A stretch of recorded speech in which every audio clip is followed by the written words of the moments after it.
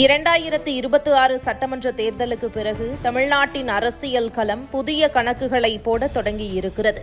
இளைஞர்கள், மாணவர்கள் வாக்குகளை நோக்கி அனைத்து கட்சிகளும் தங்களின் அரசியலை மறுசீரமைத்து வருகின்றன.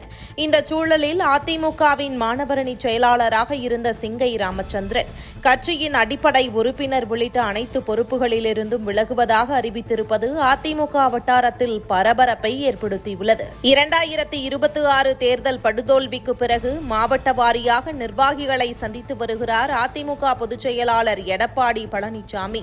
கோவை மாவட்ட நிர்வாகிகளின் ஆலோசனைக் கூட்டத்தில் கலந்து கொண்ட சில மணி நேரத்திலேயே கட்சியிலிருந்து விலகுவதாக அறிவித்தார் சிங்கை ராமச்சந்திரன்.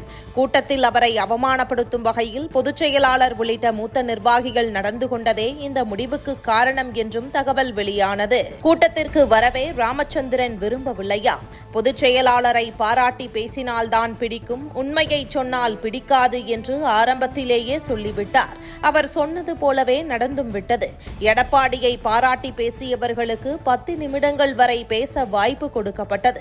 ஆனால் அடுத்த ஆட்சி நம்முடையதுதான் என்று நமக்குள்ளேயே சொல்லிக்கொண்டு ஏமாற்றிக் கொள்ளக்கூடாது. கட்சியையும் நாம் மாற்ற தவறிவிட்டோம் என்று ராமச்சந்திரன் பேச தொடங்கியவுடனேயே முடிந்த விஷயங்களை பேச வேண்டாம் என எடப்பாடி தடுத்தாராம். பணம் இருப்பவர்களுக்குத்தான் சீட் என்ற நிலை மாற வேண்டும் என்று அவர் சொன்னதும் KP முனுசாமி எதிர்ப்பு தெரிவித்திருக்கிறார்.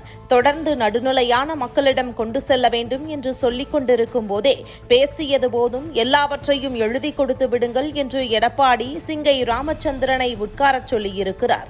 இன்னும் சில விஷயங்கள் சொல்ல அனுமதி கேட்டு மறுக்கப்பட்டதால் மைக்கை அருகில் இருந்தவர்களிடம் கொடுத்துவிட்டு அமைதியாக உட்கார்ந்திருக்கிறார். அதன் பிறகுதான் மன உளைச்சலில் கட்சியை விட்டு வெளியேறியும் இருக்கிறார். டிஜிட்டல் அரசியல் தொடர்பாகவும் கருத்து வேறுபாடு இருந்ததாக சொல்கிறார்கள். அது பற்றி பேசியவர்கள், மாணவரணியில் இருக்கும் பலருக்கே இன்ஸ்டாகிராமில் லட்சக்கணக்கான ஃபாலோவர்கள் இருக்கிறார்கள். ஆனால் எடப்பாடியாருக்கு 40,000 ஃபாலோயர்ஸ் தான் இருக்கிறார்கள். இதை சுட்டிக்காட்டி 18 முதல் 35 வயதுடைய இளைஞர்களை அடைய வேண்டும் என்றால் டிஜிட்டல் அரசியலுக்கு முக்கியத்துவம் கொடுக்க வேண்டும் என்றும் ராமச்சந்திரன் எடப்பாடியை வலியுறுத்தியிருக்கிறார். ஆனால் மிதுனை பாருங்கள் என்று சொல்லிவிட்டு அவர் ஒதுங்கிக் கொண்டார். மிதுனை சந்திப்பதற்கே 2-3 நாட்கள் காத்திருக்க வேண்டியிருந்தது. சந்தித்த பிறகும் மற்றவர்களுக்கு இருப்பது ஃபேக் ஐடிகள். காசு கொடுத்து பின்தொடர்பவர்களை உருவாக்கி இருக்கிறார்கள்.